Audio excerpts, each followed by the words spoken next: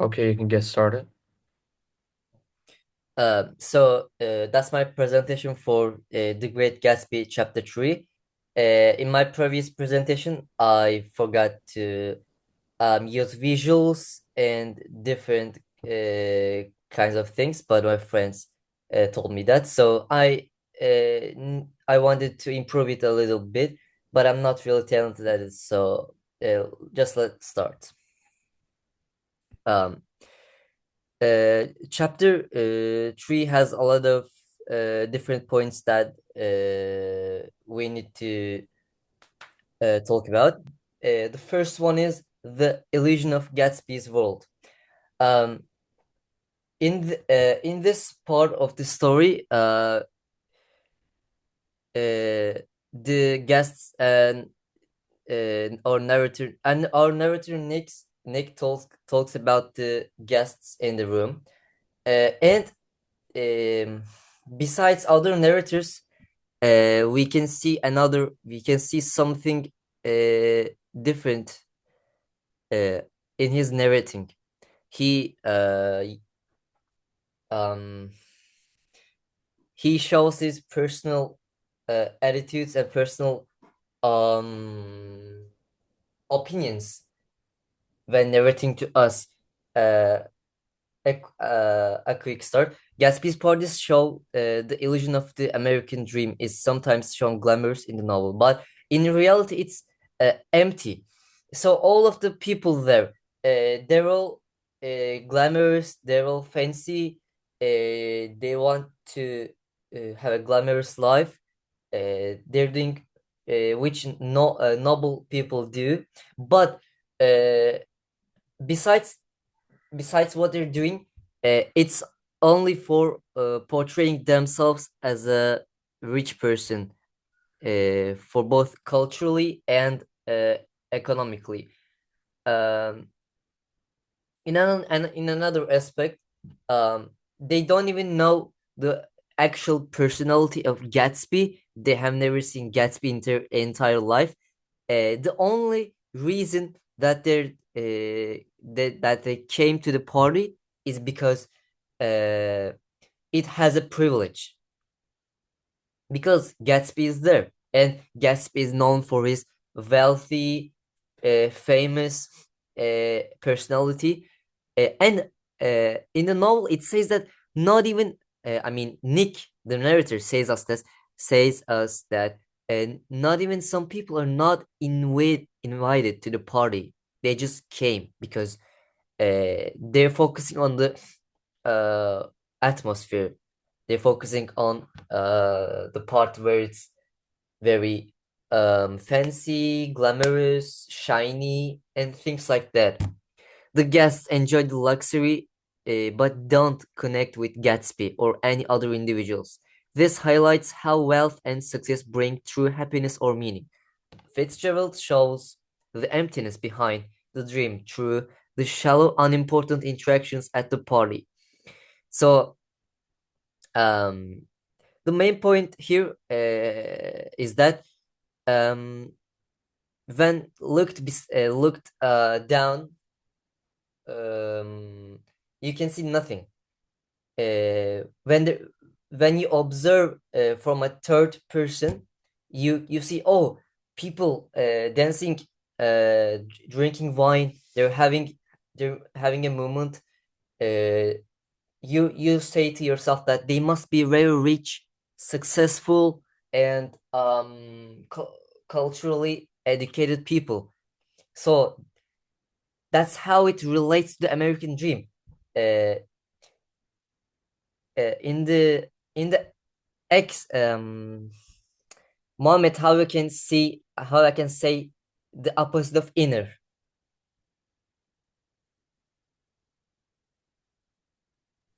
You mean Mohammed, the word inner, yes, the opposite of this word. outer? I mean, specifically, Yeah, I yeah. can't really Okay, think. sorry. Uh, when look down the outer perspective of these things, it's all fancy, but when you look to the inner side of it, it's nothing. Those people don't even know who is Gatsby. I mean, who is the as an individual, who is he, what he likes, his personality, even his face. Um, as I said before, Nick talks gibberish about the guests which came to the Gatsby's party. Uh, he says that the guests are really fake. He can see this. I've told you about this. He can see this. They're just uh, superficial beings, which they want to show their fancy lives. And Nick feels uncomfortable and like a stranger. I'm sorry, like a stranger at Gatsby's party, which indicates us the tension between his values and the wealthy superficial world which he is observing. So usually in those just wait a minute.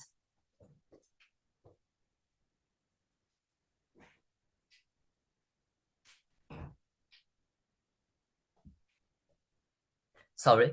Um, Usually in novels, the narrator does not add his personal experiences or personal opinions to his audience.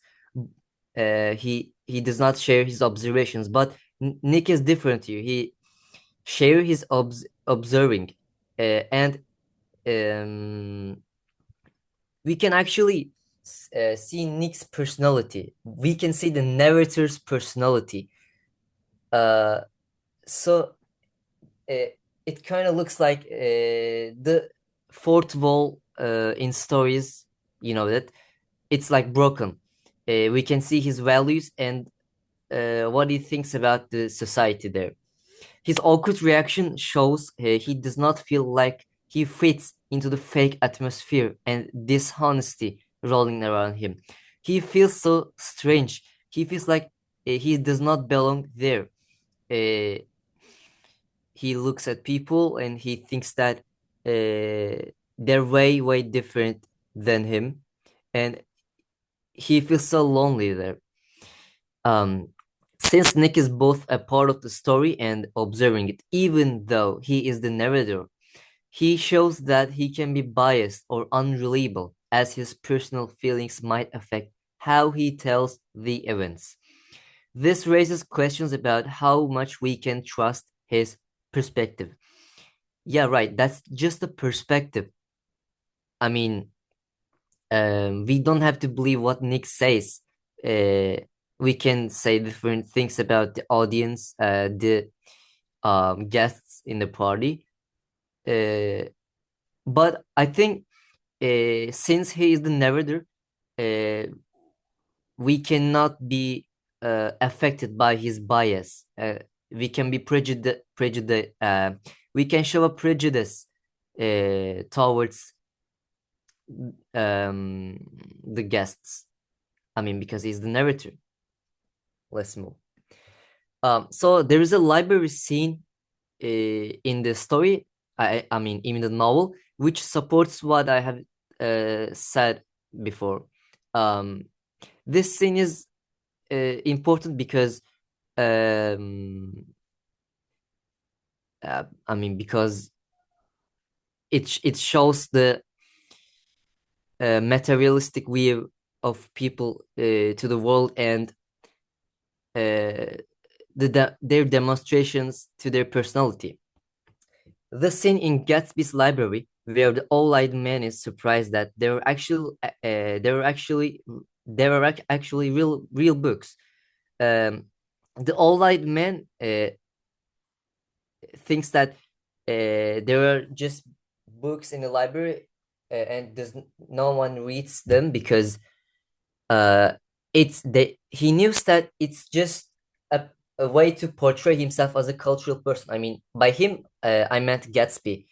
He thinks that Gatsby just portrays him like this and does not actually reads the book. Well, I agree with that, but let's move on. This reaction symbolized Gatsby's attempt to create an image of culture. Yes, um, these books, no one actually reads them. It's just a way to show people that you're culturally educated um, and you fit into the imagery of a rich person. I mean, both economically and culturally.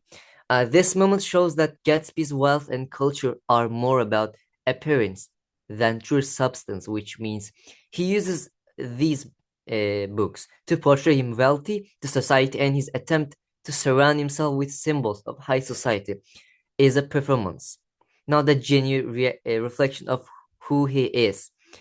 Uh, as I said before, the guests don't even know him. They have no idea about the interests of Gatsby, what he likes, what he looks like, um, what his hobbies. They just see him as a uh, symbol of wealth and culture. That's why they're in the party.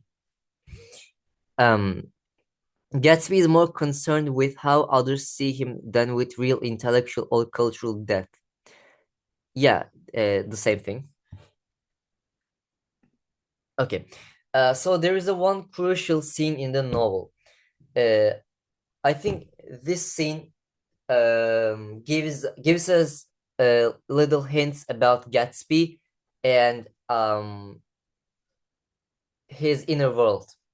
So Gatsby invites Nick to join him on the hydroplane, and that shows his desire for personal connection. So the guests do not interact with Gatsby. We haven't seen someone interacting really deep in the novel.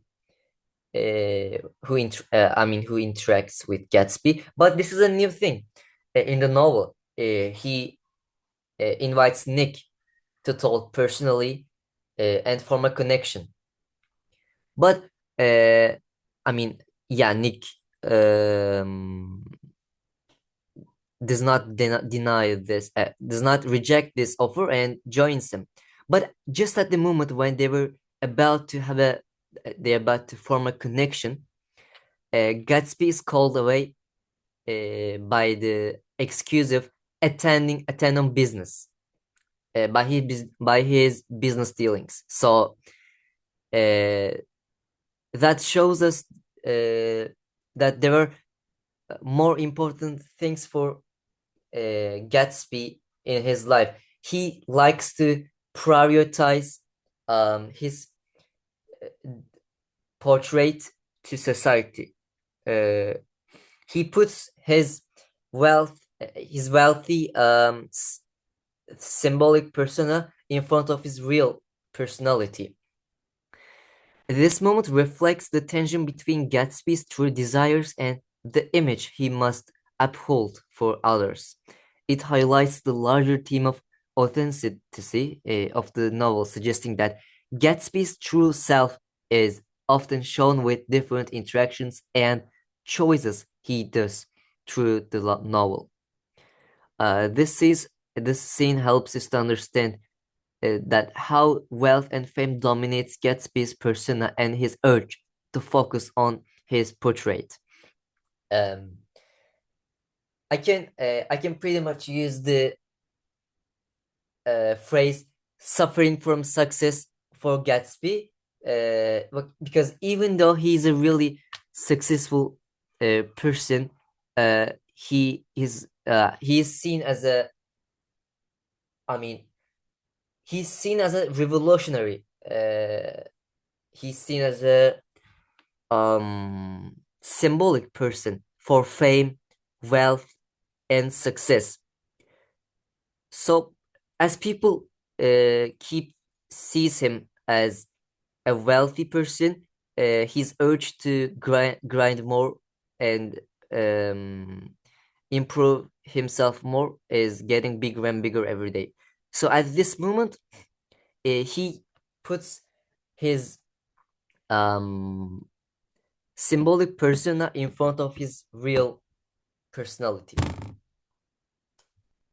There are a lot of um things that we can talk about the novel, but I think these are the most crucial events in a chapter three. So yeah, that's all. Okay, thank you again for your presentation. It was really nice. I mean, to talk about the presentation itself, I'm gonna say that, I mean, who we comparing you? We comparing you to your past presentation, and looking at your past presentation and then this presentation, you've improved a lot, and like we can see much more visuals, and like you're probably like the only person who actually talks about the movie or the book itself, and you're not reading just what you have read there. So that's very nice. But the presentation was like extra long. I think it was like 15 minutes, but it was still nice. Koray, are you there? Can you give your opinion on the presentation? Yes, I can. I really like the the thinking style of Ege actually, and his presenting skills are actually wonderful. However, I am thinking that the presentation was a little bit more longer than usual, but it's okay. And the the perspectives he's talking was actually very good. It was a great presentation. I really liked it. Okay, thank Thank you. you. Your opinion. Ege, you can take off your screen and I'm gonna put the questions on here. Okay. Okay, share.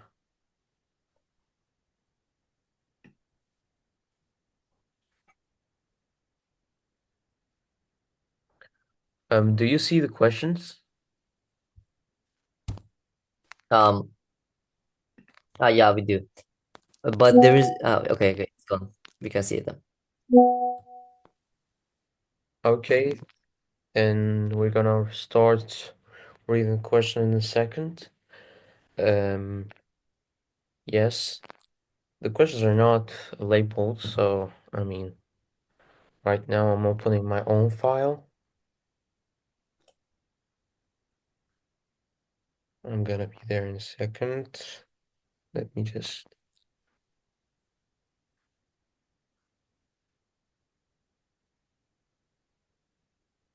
Okay, so the first question. So, the illusion of Gatsby's world. The chapter showcases the lavish and surreal nature of Gatsby's parties. In what ways do these festivities represent the illusory nature of the American dream? How does Fitzgerald juxtapose the outward extravagance with the underlying emptiness of these gatherings? So let's say Koray answers going to answer this question. Gatsby's parties highlight the emptiness behind the American dream. While they seem full of glamour, they lack true meaning or connection. Fitzgerald contrasts the exaggerated setting with the shallow, materialistic behavior of the guests and exposing the hollowness beneath the illusion of wealth and success. Okay, thank you. For the second question, I am going to read the question. Nick's role as an unreliable narrator. Consider Nick's description of the party and his reaction to it. How does his discomfort and alienation at Gatsby's party hint at the tension between his values and the world he's observing? To what extent can we trust Nick's account of events and given his own involvement in the story? I'm going to answer this question and to say like Nick's discomfort at the party reflects his like internal conflict between his personal values and like the world that he observes, and he actually judges the world in the way he sees it. He says he's just, but I mean, how much we can trust a person who says that he's just judge people based off his own opinions and is biased. So he's fascinated by Gatsby's wealth. He feels alienated from the guests and the superficiality of their interactions. So his these suggests that his perception of events may be influenced by his moral standpoint. So next involvement in the story does kind of complicate um the reality of his motive as his biases, such as his admiration for Gatsby and His taste for the other characters shaped how he recounts events. So for the question, so the dynamics of wealth and social capital, in what ways do the interactions between the partygoers in Gatsby's house reveal the corrupt nature of wealth and social capital? How do the guests behavior and their obliviousness to Gatsby's true identity critique the moral decay present in the society of the 1920s? Again, Just if you look at it, the party goers at Gatsby's house are just people of who cares about status, ranks, appearance. So that's just mirrors the American dream. It's like a box, but it's empty.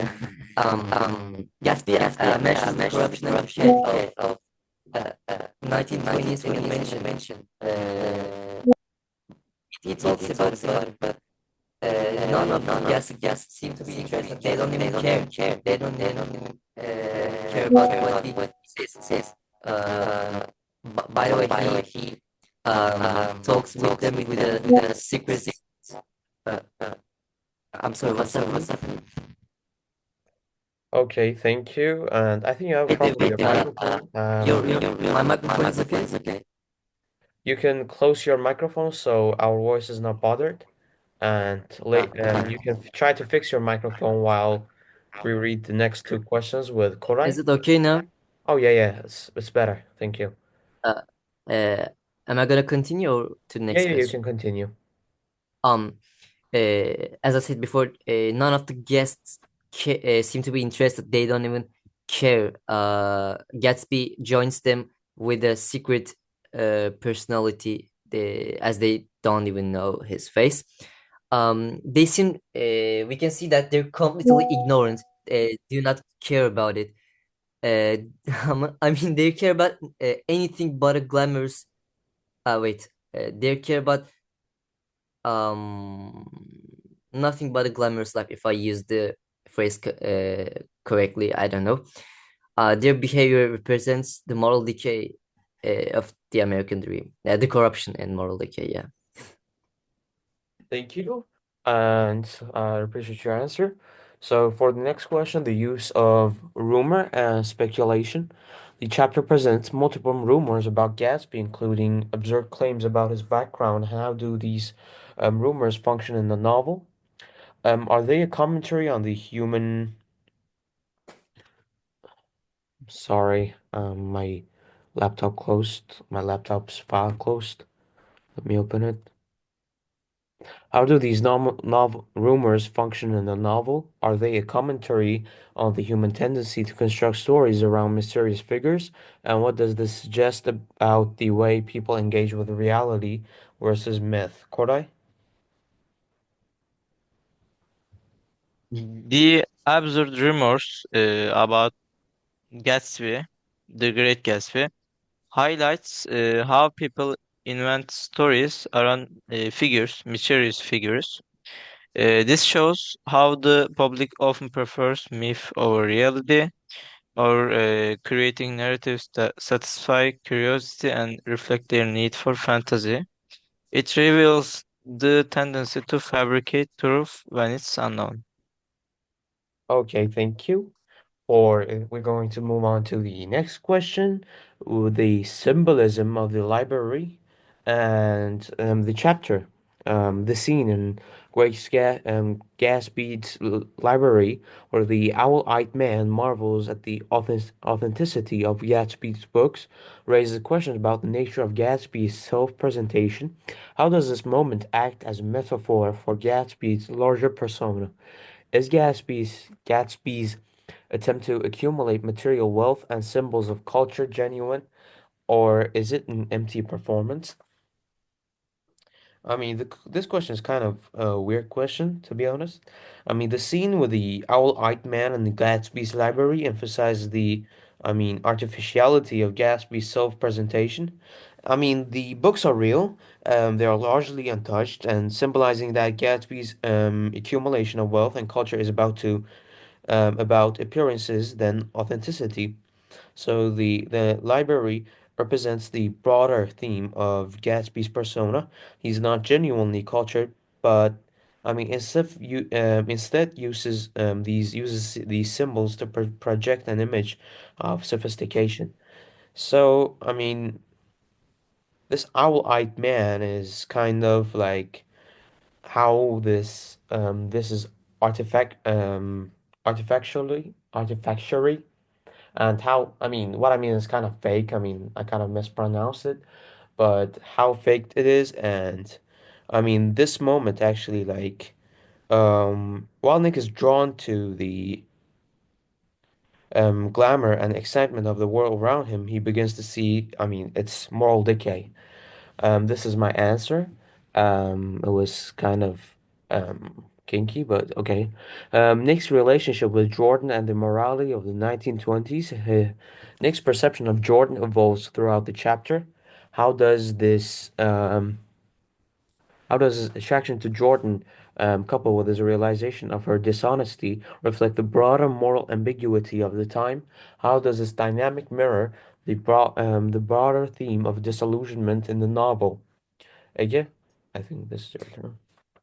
Um, so um, in the novel, um, at first Nick sees Jordan as a person who actually has fame, wealth, and some kind of intelligence compared to the guests in that room. Uh, but um, I mean, Nick's point of view towards her Jordan Baker. I don't know how it's pronounced. It thrives through the novel. It improves through the novel. Uh, I mean, it's observable. He has a by he I mean Nick. He has a naive uh, naive how it's pronounced naive okay, naive admiration for the glamorous lifestyles and fancy privileges. Uh, well, in the novel, we don't really see that when he talks about the guest, but he actually has an admiration, at least for Jordan's fancy privilege or lifestyle. But then he begins to realize that the dishonesty and inequality of the hypocritical society he lives in um, shows him moral decay and corruption. He understands society better as he continues to learn more about Jordan. He then realizes that um, the moral decay and corruption of the society better. Mhm. Thank you for your answer. It was complete and comprehensive answer. I appreciate you for that. For the next question, Gatsby's absence at his own party. Throughout the party, Gatsby remains largely absent figure, and when he finally appears, it's in a somewhat understated and enigmatic manner. What does this absence and delayed introduction suggest about Gatsby's relationship to his own persona and the world he's created? How does it reflect the tension between his public image and private self? Koray, can you answer this question? Yes, I can. I'm going to read my answer. Gatsby's absence at his own party highlights his disconnection from the world he's built. When he finally appears, he's an enigmatic figure, showing that his public persona is a performance. This tension reflects the gap between his image and his true self, emphasizing the fragility of his identity. Thank you for your answer. So I really appreciate it. It was kind of concise. So, I mean, thank you. For the next question, the portrayal of female characters. Um, how does Fitzgerald depict the female characters at Gatsby's party, particularly Jordan Baker and the girls in yellow?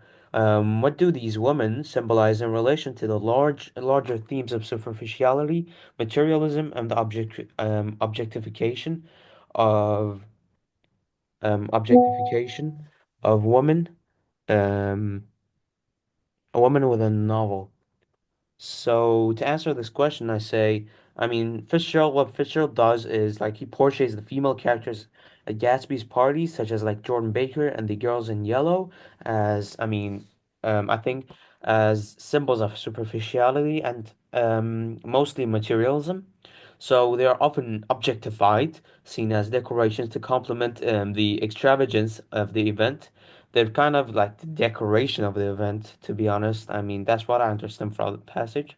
It's kind of weird that a writer from that time actually does this.